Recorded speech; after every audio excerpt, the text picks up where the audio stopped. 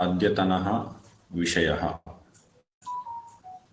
इतः पूर्वम् अस्माभिः ये विषयाः आलोचिताः तत्र व्याकरणस्य परम्परा, आचार्याः ग्रन्थाः, टीकाः इति एवम् एकः विषयः आसीत्। ततः परं सूत्राणां यत् अल्पाक्षरत्वादिकं यदस्ति, किं वैशिष्ट्यं, किं सूत्रमिति तद् आलोचितम्। ततः परं सूत्रप्रकाराः आलोचिताः। मुख्यत्वेन एते विषयाः गताः। ह्यस्तनपाठे एकः मुख्यः विषयः आसीत्। पाणिनिः यदा सूत्राणि करोति, सूत्राणि रचयति अथवा प्रणयति, करोति, रचयति, प्रणयति एवं रूपेण शब्दप्रयोगाः भवन्ति। तत्र सूत्ररचनाकाले लौकिकव्यवहारात् काचिद् युक्तयः, काश्चन युक्तयः तेन गृह्यन्ते। तत् कथम् इति विषये अस्माभिः ह्यः पाठे आलोचितम्। पूर्ववाक्यात् कानिचन पदानि अनुवर्त्यन्ते जनैः, अनुवर्तनोत्तरम् उत्तरत्र वाक्यानां बोधः भवति इति एवं रूपेण आलोचना जाता। अद्य अस्माकं यः विषयः सः एवं रूपेण कति सूत्राणि सन्ति इति एकः प्रश्नः सामान्यतः भवति। अष्टाध्याय्यां पाणिनिना कति सूत्राणि रचितानि? तत्र एकः श्लोकः अस्ति, त्रीणि सूत्रसहस्राणि तथा 900 च, 94 सूत्राणि पाणिनिः कृतवान् स्वयं। त्रीणि सूत्रसहस्राणि, त्रिसहस्रं, 900, 94, तर्हि 94, 900, 3सहस्रम् एवं 94 ऊनचत्वारिंशत् सूत्राणि इति एवं रूपेणापि वक्तुं शक्यते। इति एवं सूत्राणि कृतानि इति पाणिनिः कृतवान् स्वयं। परन्तु सूत्रसंख्या विषये विविधानि मतानि सन्ति। कुतः एवं मतानि भवन्ति चेत्, यथा एकं सूत्रं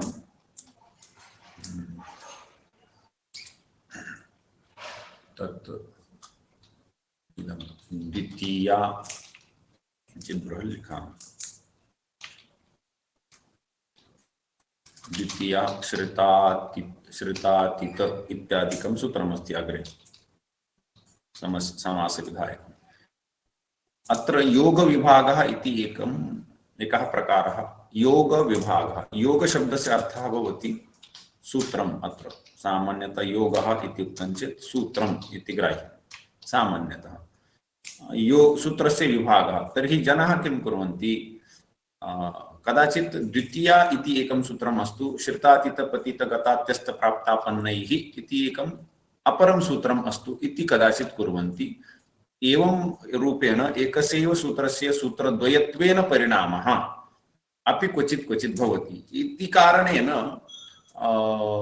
सूत्रसंख्यायां किञ्चित् वैविध्यम् अस्ति, परन्तु सूत्राणि तानि एव सन्ति। एवं नास्ति यत् इदं सूत्रम् अस्मिन् पाठे अस्ति, तस्मिन् पाठे तत् सूत्रं नास्ति इति रूपेण मतभेदः नास्ति। सूत्रसंख्याविषये यः मतभेदः तत्र कारणं क्वचित् योगः आश्रियते, क्वचित् विभागः आश्रियते इति कारणेन योगविभागः भवति इति एकम्।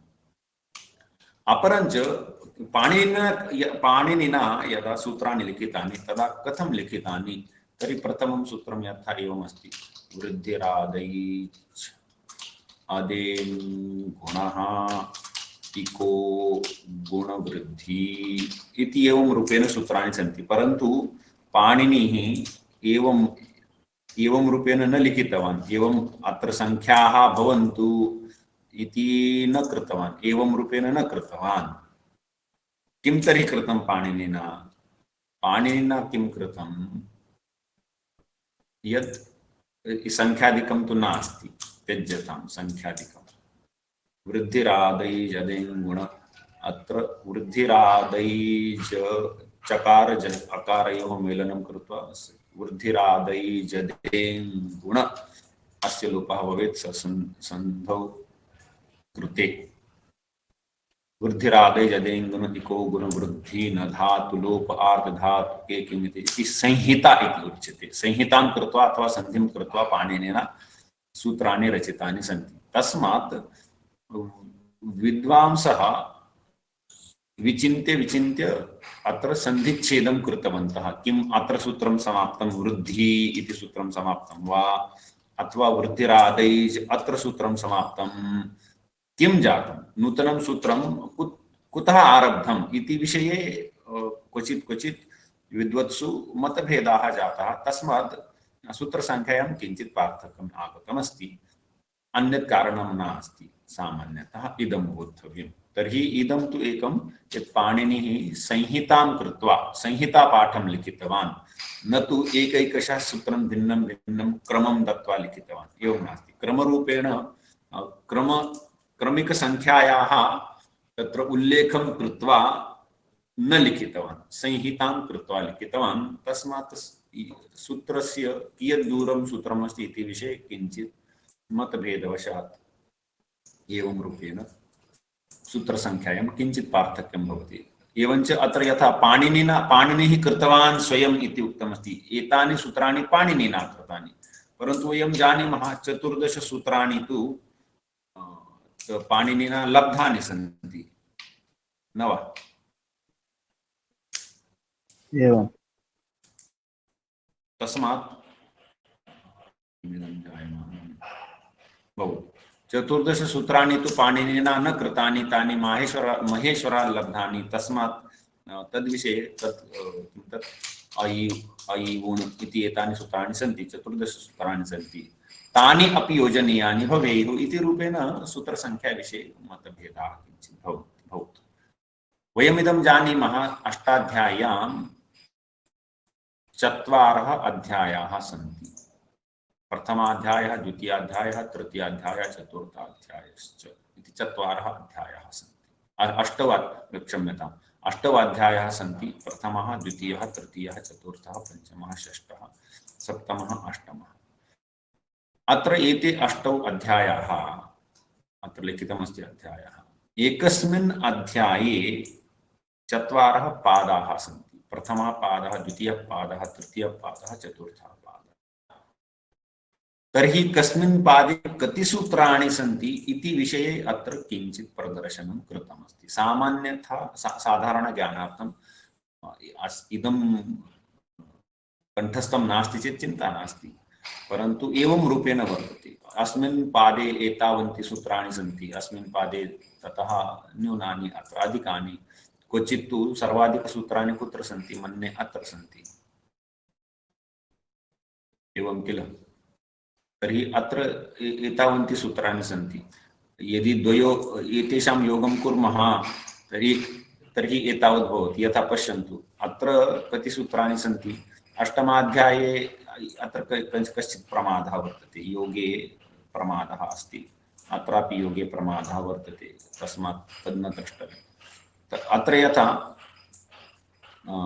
एतावन्ति सूत्राणि अध्याये वर्तन्ते, परन्तु अत्र तु प्रायः तावन्ति सूत्राणि एकस्मिन् पादे एव वर्तन्ते। अथवा अत्र सर्वाधिकसूत्राणि कति सन्ति चेत् एतावन्ति सूत्राणि एकस्मिन् अध्याये वर्तन्ते। अत्र द्वयोः योगं कुर्मश्चेदपि तावन्ति न भवेयुः इति रूपेण सूत्रसङ्ख्याविषये तथा किमपि कोऽपि नियमः नास्ति यत् सर्वेषु पादेषु समानसङ्ख्यकानि सूत्राणि स्युः इति किमपि नास्ति। भिन्नसङ्ख्यकानि सूत्राणि तत्र तस्मिन् पादे भवन्ति। तस्मात् एतद्विषये एतावदेव बोद्धव्यम्।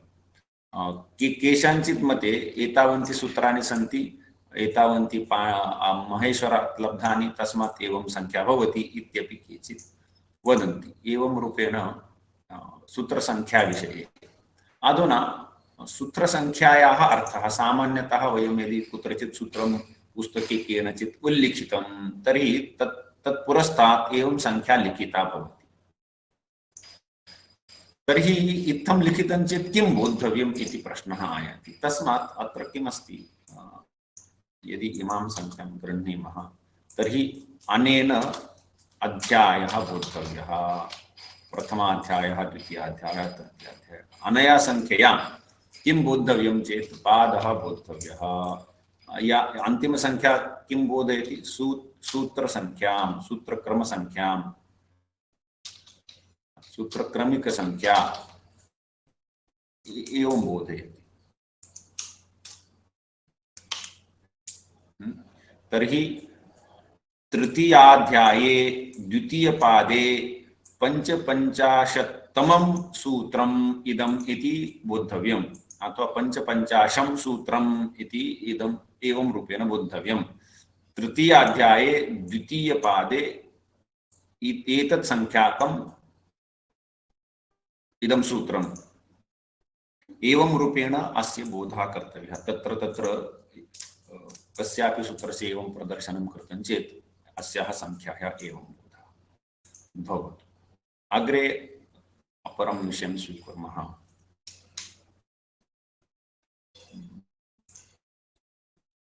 स च विषयः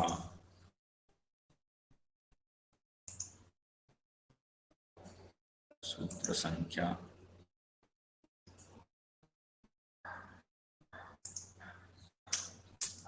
एकः महत्वपूर्णः विषयः शब्दस्वरूपम् इति। शब्दस्वरूपम् इत्यस्य बहुधा प्रयोगः भवति। किं शब्दस्वरूपम्? शब्दस्वरूपम् इति शब्दस्य अत्र व्याकरणशास्त्रे किं कः अर्थः ग्राह्यः? यथा रामात् इति एकः शब्दः अस्ति। अत्र र वर्णः, आ वर्णः, म वर्णः, आ वर्णः, ततः परं द वर्णः इति एते वर्णाः सन्ति। अयम् एतेषां पञ्चानां वर्णानां समुदायः भवति रामात्। तर्हि रामात् इत्यत्र शब्दस्वरूपं किम् इति चेत् एतेषां शब्दानां, एतेषां वर्णानाम् अनेन क्रमेण स्थितानां वर्णानां समुदायः एव शब्दस्वरूपम्। तर्हि विशिष्टक्रमेण स्थितानां वर्णानां समुदायः, विशिष्टक्रमेण ध्वनिः मध्ये मध्ये तत्र ब्रेक् भवति, क्षीणो भवति। तत्र कारणं तु नेट् भवति। किं तत्र कुर्मः, तत् कदा क्षीणं भवति कदा न भवति इति तु न ज्ञायते मया। बहुधा भवति चेत् चिन्तनीयं स्यात्। बहुधा भवति वा एवं? इदानीं वारद्वयं कश्चित् अभवत्। एवं वा? भवतु इदानीं पाठः एवम्। अग्रे सरामः। तत्र उपायान्तरं नास्ति हस्ते मान्याः। भवतु। तर्हि क्रमेण विद्यमानाः वर्णाः, यदि क्रमेण विद्यमानाः वर्णाः एकेन शब्देन प्रकटनीयं चेत् आनुपूर्वी इति शब्दः वर्तते। आनुपूर्वी। र वर्णोत्तरम् आ वर्णः, अ वर्णोत्तरं म वर्णः, म वर्णोत्तरं पुनः आ वर्णः, आ वर्णोत्तरं द वर्णः इति अयं पूर्वम् अयं तद् अनु तत्पश्चात् अनुपूर्वम् अनुपूर्वम् अनुपूर्वम् एवं एकम् अनन्तरं ततः पूर्वम् इदम् एवं रूपेण यदस्ति विशिष्टक्रमेण स्थापनम् अस्य अत्र यः समुदायः जातः तर्हि अयं समुदायः आनुपूर्वी इति शब्देन बोध्यते। तर्हि रामात् इति आनुपूर्वी अयं स्त्रीलिङ्गि शब्दः वर्तते। नदीवत् अस्य रूपाणि भवेयुः। आनुपूर्वी। तर्हि शब्दस्वरूपं किम् इति चेत् आनुपूर्वी एव शब्दस्वरूपम्। रामादित्यत्र शब्दस्वरूपं किं? तर्हि र आ म आ द इति या आनुपूर्वी सा एव शब्दस्वरूपम् एवं रूपेण बोद्धव्यम्। क्रमेण विद्यमानाः वर्णाः अत्र शब्दस्वरूपम् इति बोद्धव्यम्। एवञ्च क्वचित् यथा अत्र वर्णानां समुदायः वर्तते, तस्मात् अयं समुदायः समूहः वा शब्दस्वरूपं। परन्तु यथा वयं तत्र पाणिनेः अग्रे यदा सूत्राणि आगमिष्यन्ति तत्र सु औ जस् अम् औट् शस् इत्येवं रूपेण प्रत्ययाः सन्ति। तर्हि अत्र अयं द्विवचनस्य प्रत्ययः वर्तते, प्रथमायाः द्विवचनस्य प्रत्ययः अस्ति। तर्हि अत्र प्रत्ययस्य शब्दस्वरूपं किं भोः? तर्हि औ इत्येव वर्णः एव शब्दस्वरूपम्। अवगम्यते? अत्र स उ इति द्वयोः वर्णयोः समुदायः शब्दस्वरूपं, परन्तु अत्र तु एकः वर्णः एव शब्दस्वरूपं। तस्मात् शब्दस्वरूपं कदाचित् एकः वर्णः अपि भवितुम् अर्हति, कदाचित् च वर्णसमुदायः अपि भवितुम् अर्हति। तस्मात् शब्दस्वरूपम् इत्युक्ते केवलं बहुनां वर्णानां समुदायः एव शब्दस्वरूपम् इति न, एकः वर्णः अपि शब्दस्वरूपम् इत्यपि कदाचित् भवेत्। तथापि मुख्यत्वेन शब्दस्वरूपम् इत्युक्ते उच्चारिते शब्दे या आनुपूर्वी ये वर्णाः येन क्रमेण सन्ति तेषां स क्रमिकसमुदायः, क्रमेण विद्यमानानां वर्णानां समुदायः एव शब्दस्वरूपम् इति बोद्धव्यम्। एवञ्च अग्रे इतः अग्रे वयं सरामः। इतः अग्रे कः विषयः अस्ति चेत् अत्र सामान्यतः यथा अस्माभिः आनुपूर्वी अथवा शब्दस्वरूपं किमिति दृष्टं, तत्र अधुना विषयः वर्तते वर्णप्रकटनस्य उपायः। वर्णप्रकटनस्य उपायः, वर्णः कथं प्रकट्यते। तर्हि तत्र एवं काचित् व्यवस्था वर्तते।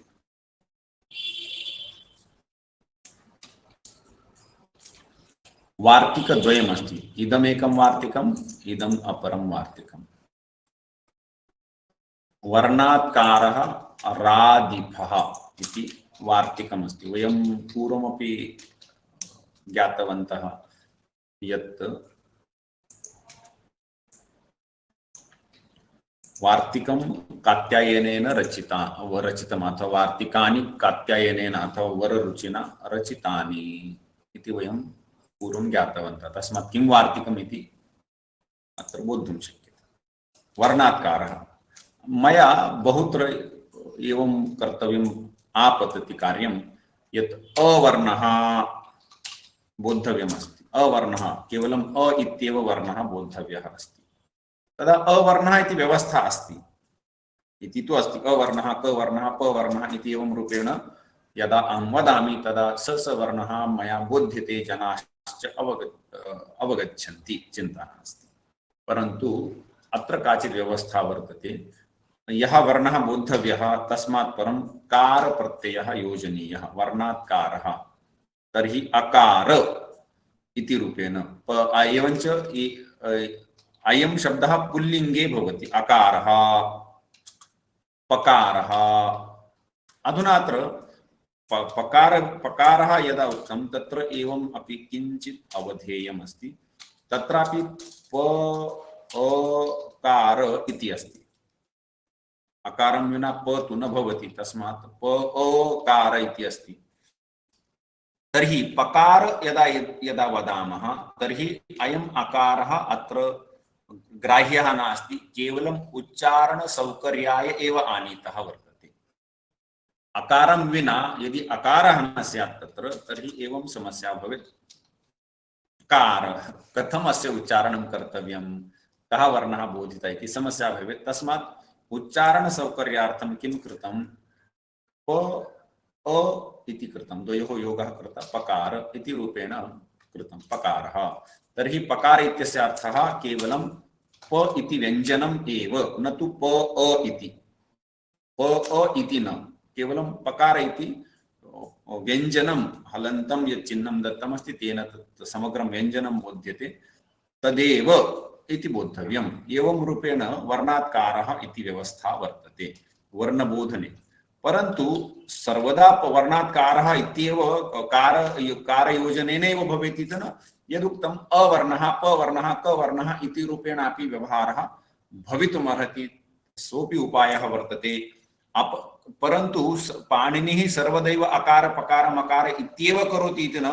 कदाचित् अस्य च्वौ इति एकं सूत्रमस्ति, अस्य च्वौ, तर्हि अत्र अकारस्य वस्तुतः अकारस्य इति कर्तव्यमासीत्, परन्तु केवलम् अस्य चौ इति कृतं।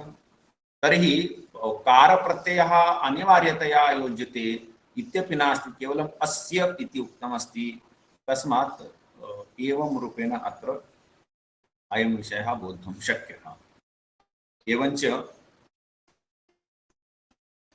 यदा अकार इति वदन्ति, एतद् गतम्, अकार इति यदा वदन्ति अकारः, तदा वयं सामान्यतः इदं जानीमः यत्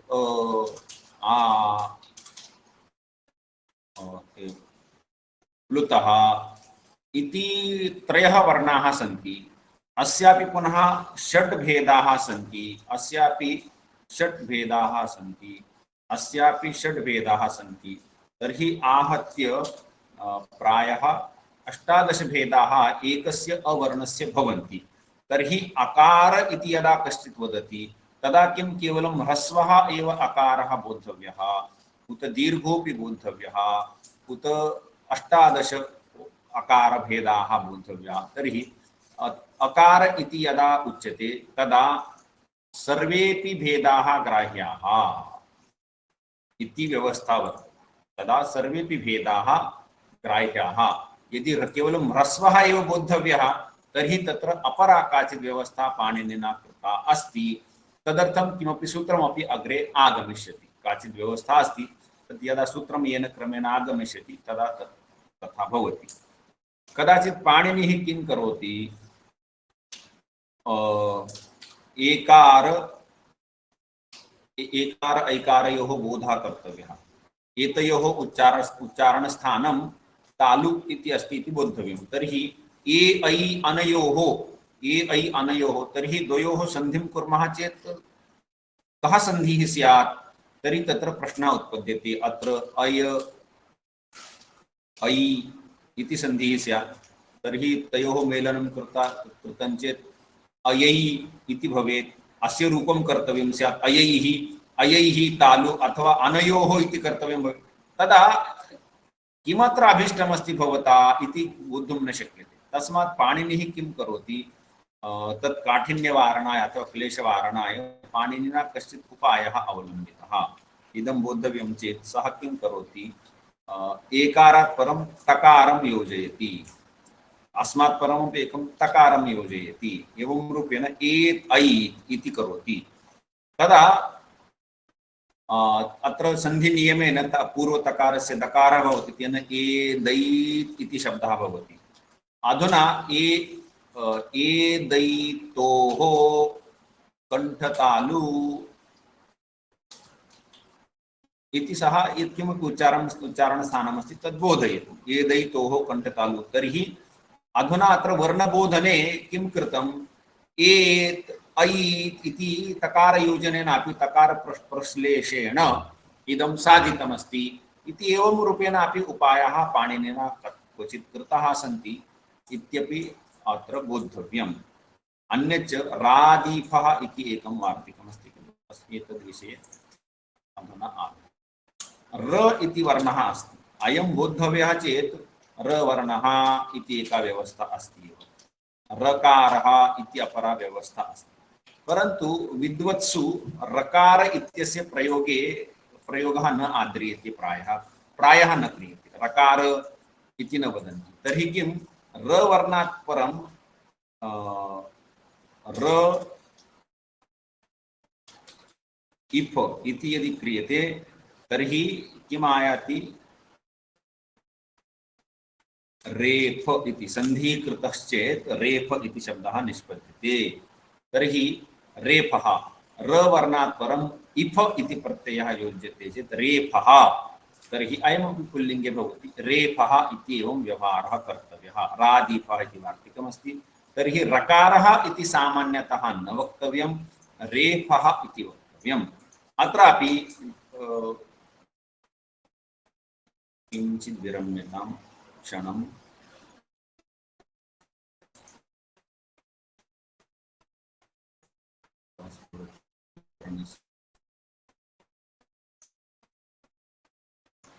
मुद्रणस्य पास् भवति वा?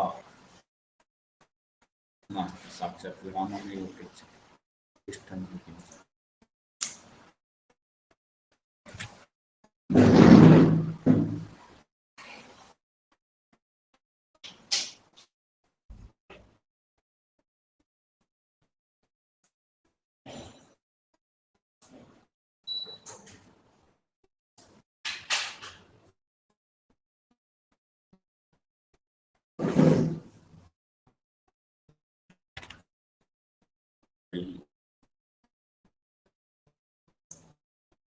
श्रूयते वा मम ध्वनिः?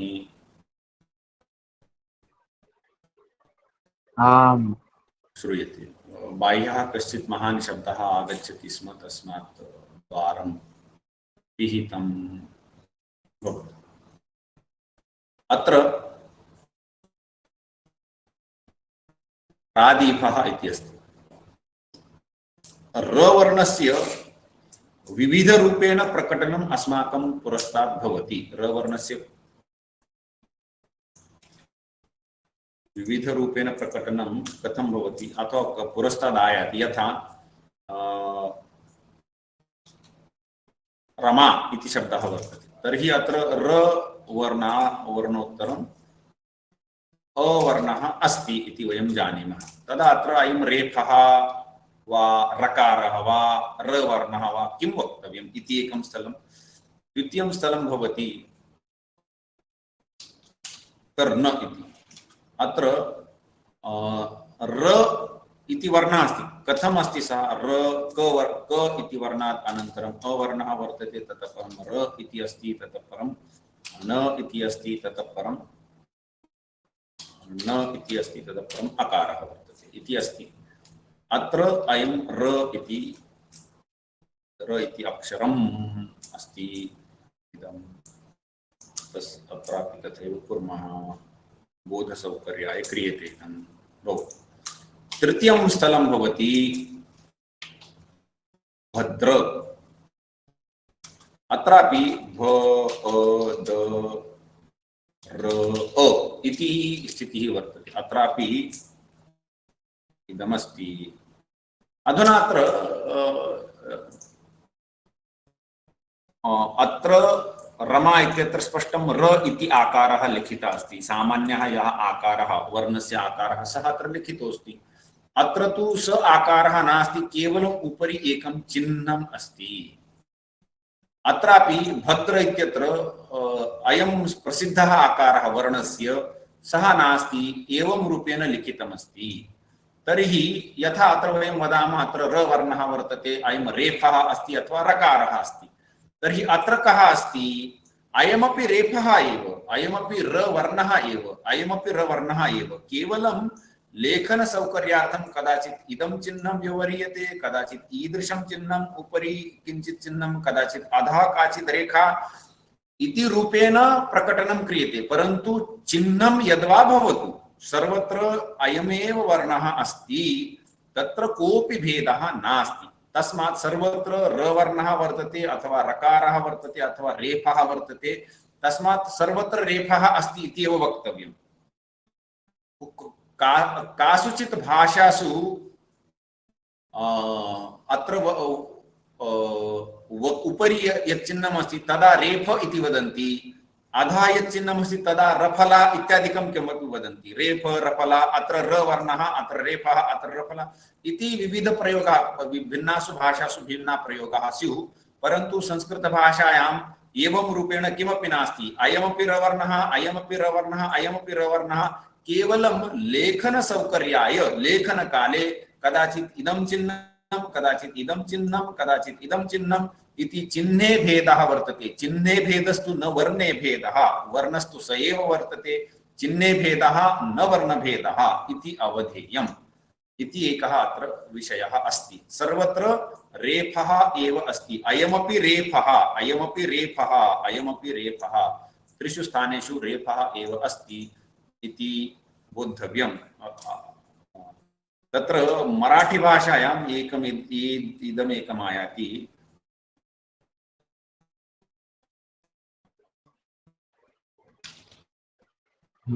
चान्द्रस्, ये अत्र र आयाति, परन्तु संस्कृते ईदृशः नास्ति। अत्र द अ र य आ त इति एवम् अस्ति। अत्र अयं र मराठी भाषायाम् एवं रूपेण प्रदर्श्यते, परन्तु संस्कृते तथा प्रकटनं नास्ति, एवञ्च ईदृशम् उच्चारणमपि नास्ति। अवगम्यते? अत्र उच्चारणे किञ्चित् भेदः वर्तते। दर्यात् दर्यात्, अत्र उच्चारणे भेदः वर्तते।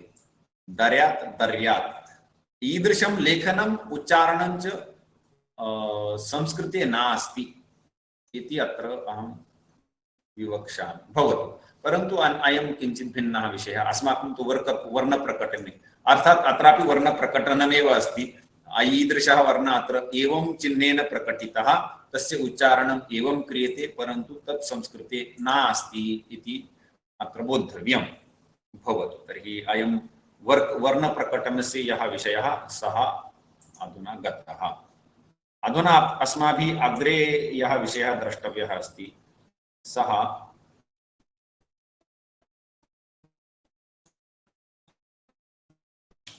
एतद्विषये कश्चित् प्रश्नश्चेत् भवन्तो प्रष्टुं शक्नुवन्ति। धातुप्रकरणस्य उपायः। आचार्यः वदतु। तत्र रादीपः इत्यत्र रात् इति पदमस्ति वा? तत् किम् इति चेत् राद् इति अस्ति, रात् अथवा रात्।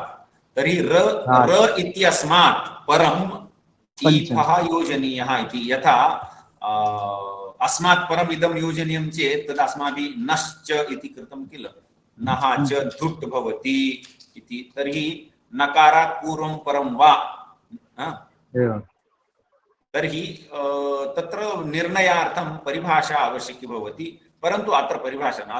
अत्र किमस्ति, नः इति पञ्चमी वर्तते, तर्हि नकारात् इति अर्थः आयाति। तदा कदाचित् पूर्वं कदाचित् परं भवति, तत्र तत् परिभाषया निर्णयः कर्तव्यः। अत्र तथा राद् इति उक्तमस्ति, तर्हि रेफ इत्यस्मात् पूर्वं परं वा, तर्हि अत्र परं, र वर्णात् परम् अव्यवहितोत्तरम् इफ इत्यस्य योगः कर्तव्यः। तर्हि राद् इति कस्य इदं रूपं, र इत्यस्य पञ्चम्यन्तं रूपं भवेत् राद् इति, न वा? र इत्यस्य एव अस्ति किल, एवं यथा रामाद् भवति, रामाद्, अवगम्यते? राम इति अस्ति, तस्य रामाद् इति भवति। यदि रा इति नास्ति, केवलं म अस्ति चेत् किं रूपं भवेत्, माद् इति भवेत्। तद्वत् अत्र र इत्येव अस्ति केवलं, तस्य किं भवेत्, राद् इति भवति। एवम् इतोपि किमपि प्रष्टव्यं किमपि? एवं वर्णात्कारः अपि तद्वदेव अस्ति। तत् वर्णात् इति पञ्चमे किमर्थम् इति चेत् कस्मै प्रयोजनाय, किमर्थं? तर्हि वर्णोत्तरं कारः योजनीयः इत्यर्थः। तस्मात् इत्युत्तरस्य।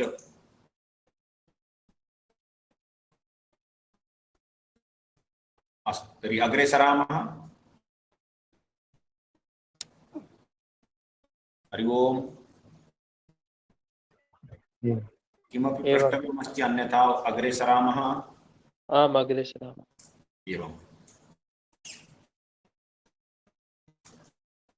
धातुप्रकटनस्य उपायः। धातुः कः इति चेत् पाणिनिना कश्चित् धातुपाठः लिखितः अस्ति।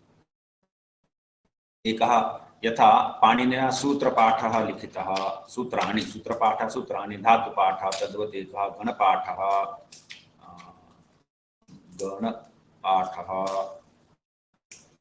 एवञ्च नाम लिंगानुशासनपाठः शासनम् अपि लिखितम् इति चत्वारः ग्रन्थाः पाणिनिना लिखिताः सन्ति व्याकरणस्य कृते। इतोपि तत् जाम्बवन्ती विजयम् इत्यादिकं किमपि एकं काव्यमपि रचितमस्ति, परन्तु तत् व्याकरणस्य कृते नास्ति। तस्मात् तद्भिन्नम्। अत्र सूत्रपाठः, धातुपाठः, गणपाठः, नामलिङ्गानुशासनम् इति एवं। तर्हि धातुपाठः इति ग्रन्थः अस्ति। अत्र धातूनां सङ्कलनं कृतं।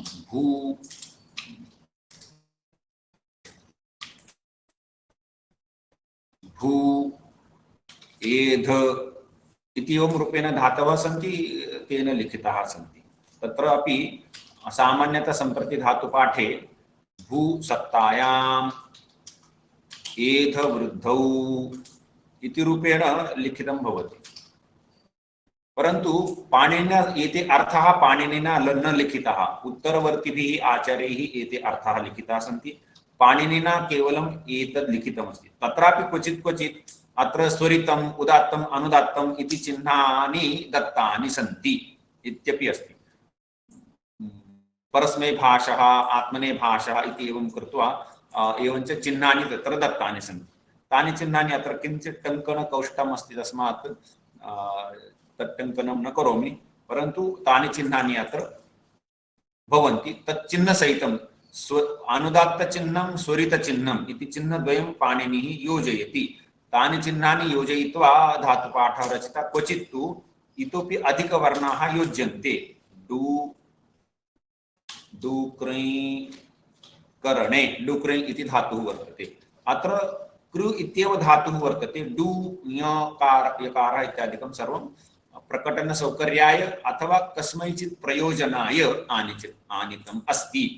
यद्वा भवतु, तर्हि धातुपाठे एवं रूपेण धातवः अथवा शब्दाः सङ्कलिताः सन्ति। कः धातुः इति चेत् धातुः भवति क्रियावाचकः। क्रियावाचकः यः सः धातुः इति सामान्यतः अत्र एतावत् बोद्धव्यं। यथा गम इति धातुः वर्तते, अस्य अर्थः गमनं, कश्चित् गच्छति, एवं रूपेण गमनम् इति तस्य अर्थः वर्तते। अधुना व्याकरणशास्त्रे गमधातुः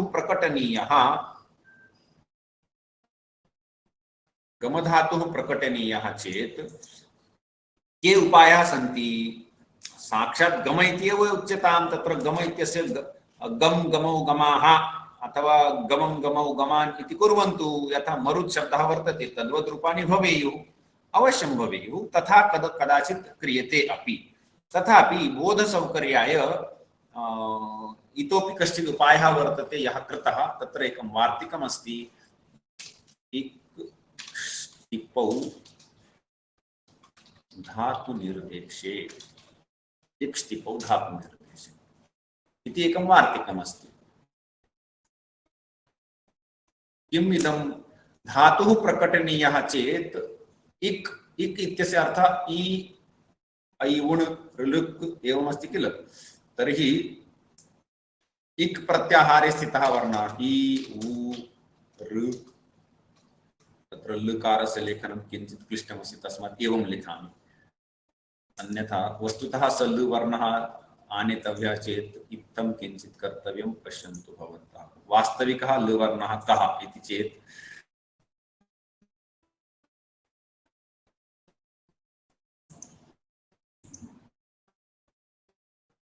साउथ एशियन स्क्रिप्ट अथवा साउथ ईस्ट एशियन, उत्तरत्याः वयं सत्यं बंगाली साउथ एशियन। संस्कृतम् अस्ति वा नास्ति? हिंदी, मराठी, बंगाली अस्ति, देवनागरी। वस्तुतः लृ वर्णः कः इति चेत् लृ वर्णः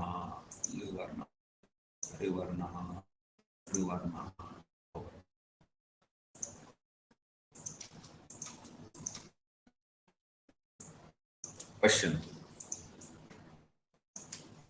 अतिसूक्ष्मम् अस्ति।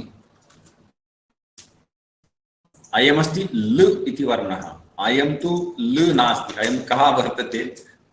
लकारः, ततः परम् एकः अकारः, ततः परम् ऋकारः इति योजितमस्ति अत्र। परन्तु तत् केवलं सौकर्याय तथा कृतमस्ति। वस्तुतः अयमेव लुवर्णः, अयं तु दीर्घः लुवर्णः यश्च संस्कृते नास्ति। अयं ऋवर्णः, अयं दीर्घः ऋवर्णः, वर्णद्वयमपि संस्कृते वर्तते, परन्तु लु इति अस्य लेखनम् एवं भवति, न तु एवं भवतु। अयं भिन्नः विषयः, इदं त्यजामः।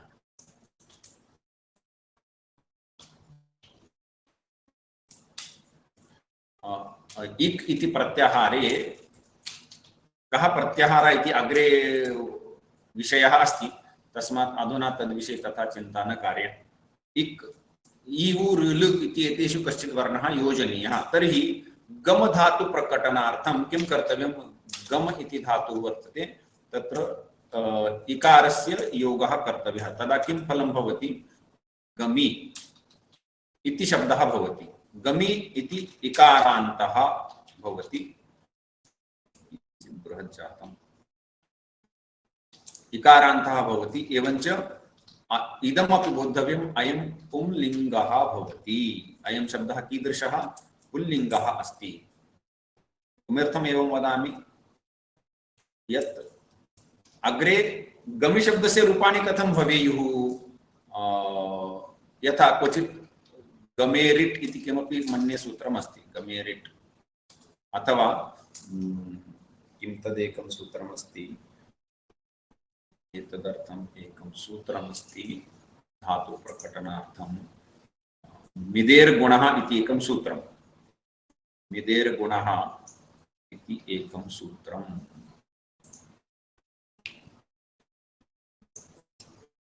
किमिदं मिदेर्गुणः?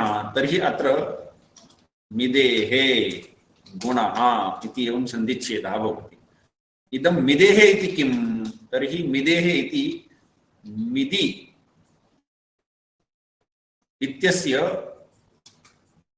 पंचम्यन्तं षष्ठ्यन्तं वा इदं रूपं भवति। मिदेः यथा मुनिशब्दस्य मुनेः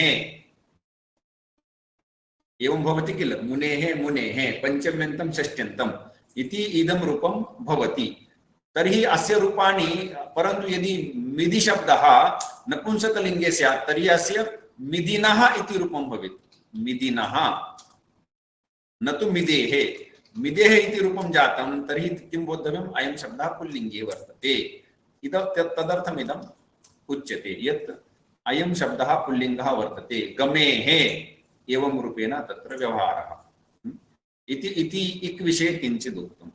अपरं यदस्ति स्टिप् अस्ति किल? स्टिप् इत्यस्य प्रयोगः। तदा अत्र शकारः पकारश्च तत्र केनचित् कारणेन उक्तः वर्तते, अन्तेन अवशिष्यते। भू इति धातुः वर्तते, ततः परं स्टिप् प्रत्ययस्य प्रयोगः कृतः चेत्, स्टिप् इति अस्य प्रत्ययः इति न, अस्य इयं व्यवस्था वर्तते, अस्य प्रयोगः कृतः चेत् तत्र काचित् प्रक्रिया भवति। तेन भवति इति शब्दः भवति। अयं शब्दः वर्तते, इदं बोद्धव्यम्। अयं शब्दः अस्ति, न तु तिङन्तं पदम्। इदं तिङन्तं पदं नास्ति इति किञ्चित् बोद्धव्यम्। अयं शब्दः न तु तिङन्तं पदम् अथवा न क्रियापदम्। वयं भवति भवतः भवन्ति इति यद् वदामः, स भवति अयं नास्ति। तर्हि इदं किम् अस्ति? प्रातिपदिकम् अस्ति, शब्दः वर्तते, प्रातिपदिकम् अस्ति। तर्हि अस्य रूपाणि कथं भवेयुः? यथा मुनिशब्दस्य कविशब्दस्य रूपाणि भवन्ति तद्वत् मुनिः मुनि मुनयः, तद्वत् अत्र अस्य रूपाणि कथं भवेयुः? भवतिः। भवती द्विवचनस्य आवश्यकता न स्यात्, परन्तु यदि कदाचित् समासः भवेत् तदा भवितुमर्हति। भवति मुनिः मुनि मुनयः, भवति भवति भवतयः इति रूपं भवेत्। तत्र क्वचित् एकं सूत्रमस्ति, भवते भवतेरः इति एकं सूत्रमस्ति। तर्हि अत्र भवतेः अह इति सन्धिविच्छेदः भवति, भवतेः रः। तर्हि किम् इदं भवतेः इति प्रश्नः उदीयात्। तर्हि तस्य उत्तरं किम् इति चेत् भवति इति यथा कवेः कवेः मुनेः मुनेः तर्हि इदं पञ्चम्यन्तं षष्ठ्यन्तं वा रूपं सम्भवति इति अत्र बोद्धव्यम्। अत्र इदं किमर्थम् उच्यते तर्हि भवति इति प्रातिपदिकं न तु धातुरूपं, तस्मादेव भवतेः इति रूपं सम्पन्नं।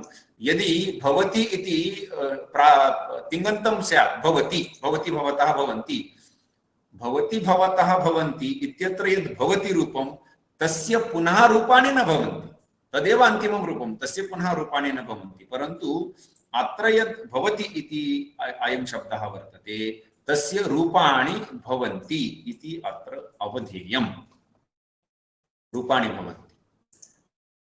तस्मात् अत्र किञ्चित् भेदः वर्तते। तर्हि धातुप्रकटनस्य कृते इक्ष्टिपौ धातु निर्देशे इति या व्यवस्था अस्ति सा अत्र अस्माभिः आलोचिता। इतोपि सर्वदैव भवति इत्येव पाणिनिः व्यवहरेत् इत्यपि स्थिरं नास्ति। व्यवस्था तु कृता, परन्तु तत्र क्वचित् भुवो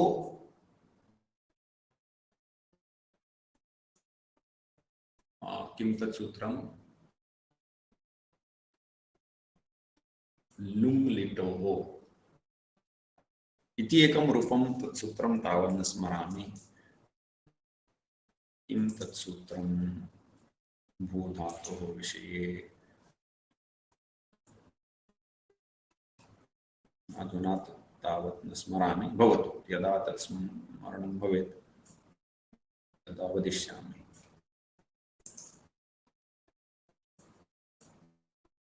इति रूपेण तत्र व्यवहृतमस्ति। अपरं किमपि स्थलमस्ति चेत् भवतेरः अधुना तत्र समयः न याप्यते, भवतु। तर्हि एवं रूपेण भूधातुं गृहीत्वा साक्षात् तस्य भू तदा किं क्रियते, भू इति धातुः वर्तते, अयं शब्दः अस्ति इति गृह्यते, तस्य भूः भुवौ भुवः इति एवं रूपेण रूपाणि क्रियन्ते। तथापि व्यवहारः अस्ति, अर्थात् मूल शब्दं गृहीत्वा मूल धातुं गृहीत्वा तस्यापि रूपाणि भवन्ति, अथवा अत्र इक् इति अस्य प्रयोगं कृत्वा अपि रूपाणि भवन्ति, अथवा ष्टिप् इत्यस्य प्रयोगं कृत्वा अपि रूपाणि अर्थात् शब्दनिर्माणं भवति, तस्य व्यवहारः भवति। एवं रूपेण पाणिनिना धातुप्रकटनाय विविधाः उपायाः कृताः सन्ति इति अत्र बोद्धव्यं। धातुप्रकटनस्य उपायाः तर्हि मन्ये अद्य एतावता अलम्।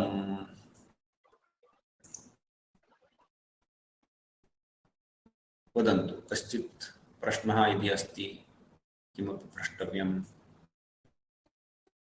भूवादयो धातवः इति अस्ति वा सूत्रम्? भूवादयो सत्यं, भूवादयो धातवः इति सूत्रेपि भू इति धातु प्रकटनाय भवति इति न कृतं, केवलं भू इत्येव शब्दस्वरूपं गृहीतं। वा इत्यत्रापि वा इति धातु वा गतिगन्धनयोः तस्यापि तथैव रूपं गृहीतमस्ति। भूवादयो धातवः सत्यम्, अत्र धातु प्रकटनाय साक्षात् धातोः स्वरूपम् एव गृहीतमस्ति, एवमस्ति। सम्यक्। अपरः कश्चित् प्रश्नः, विषयः अवगतो वा? यदा यदा टङ्कनं कृत्वा विषयः प्रकट्यते तदा अतिमन्दं विषयः अग्रे सरति, यदा केवलं व्याख्यानं क्रियते तदा बहु द्रुतं भवति।